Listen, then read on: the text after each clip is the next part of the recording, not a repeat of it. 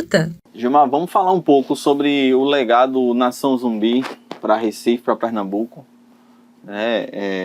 E aí a gente pode falar de literatura, quadrinhos, tecnologia, moda, sociologia. Um monte de gente foi prestar vestibular para sociologia, história, antropologia. Né? O impacto na moda, o imaginário popular e o inconsciente coletivo das pessoas em Recife, né? Como é que tu vê isso hoje em dia? Tem a banda Ciência de Chico lá de São Paulo, que os caras, porra, igual, velho, os caras, sabe? Como é que tu vê essa, assim, o resultado disso que tu ajudou a construir, tá ligado? Rapaz, foi um grande aprendizado, né? Assim, porque eu vivia ali dentro de Peixinho, Olinda e tal, nunca tinha viajado, gostava de bater bola. E de repente eu começo a conviver com Fred 04, que era repórter, que ele disse que deixou de ser repórter porque não quis mais viver numa mentira, né? Então, assim, Fred 04 é jornalista, pô, a gente via na televisão, quando eu olhei o cara do meu lado aqui, conversando comigo. Então foi um grande aprendizado, assim, José de Castro, eu não sabia quem era José de Castro, eu não sabia.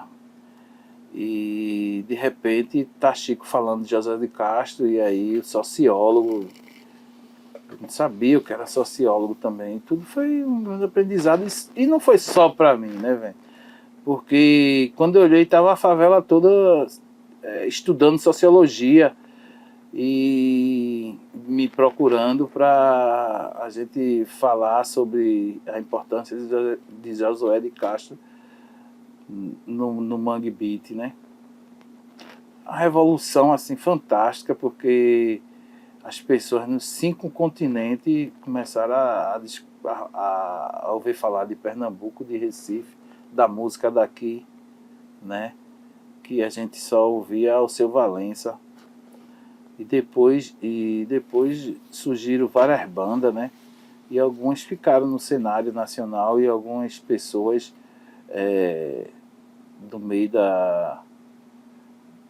meio artístico, assim, do cinema vieram junto, né? Das modas também vieram junto. Teatro também, artes plásticas, né? Muita gente que abraçou a ideia e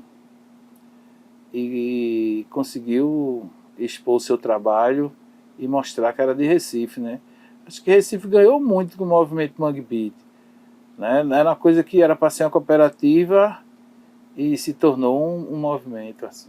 Porque pensando aqui, além das modalidades de arte, cinema, teatro, artes plásticas, a própria música, a gente vive o pós-mangue, digamos assim, musicalmente, né? E aí falamos da academia também, antropologia, sociologia, história. Também a questão... Tecnologia, né? Isso, a tecnologia, e também a questão das bases que sustentam isso e que fomentam. Eu estou querendo falar sobre o poder público mesmo, os editais que surgiram depois, né? O próprio mercado, eles movimentaram o mercado a partir... se você pegar Recife, a quantidade de loja de instrumento musical, né? O acesso a mais instrumentos depois deles aqui não, é outra história, né, Gilmar? Não existia um PA aqui. Quando as bandas do Sudeste vinham numa turnê, eles vinham com o equipamento dele todo, assim, né? E depois foram criando, assim, foram aparecendo os investimentos e foram abrindo casa de show, né? Loja de instrumento e estúdio de ensaio também. Estúdio não tinha tanto assim. Não tinha tanto estúdio. Eu acho que, assim, fomento, né, essa coisa dos editais, né, o Recife Antigo, que era uma coisa que era bem abandonado, né? Que tinha gente que dizia que nem a noite, né? A noite que a gente fala assim com os marinheiros, né? Que gosta da prostituição, não deu jeito no Recife Antigo. Como é que uma cena musical ia transformar o Recife Antigo no que é hoje, né? Assim, que teve uma época que a efervescência cultural, a juventude estava toda no Recife Antigo, e tudo isso por causa do Mangue Beat, porque Chico dizia que o Recife Antigo era bonito e que tinha que revitalizar mesmo, porque a gente tinha visto o Pelourinho com aquela garibada que deram lá, e que era para fazer a mesma coisa aqui, e que ali tinha que ter muitas casas de escola, né? Escola que Chico queria fazer no Recife Antigo era um lugar chamado Antromangue, que é um lugar de estudo. Assim, ele falava muito assim para mim, que as pessoas iam trabalhar. Sim. E trazia seus filhos, né? Os comerciantes levavam seus filhos para aquele lugar que ia se chamar Antromangue. Era uma vontade dele de fazer aquilo. E hoje é chamado de ensino integral, né? Você passar o dia inteiro e ter aquele momento de ensino regular, sim, digamos assim, né? E depois algumas habilidades, né? Isso, né? Que era música. Uma horta, pode ser uma horta também. Sim, né? Como tinha ele pensava nessa coisa desse ensino, desse estudo de ter alfabetização, mas tem uma hora que as pessoas fossem estudar arte.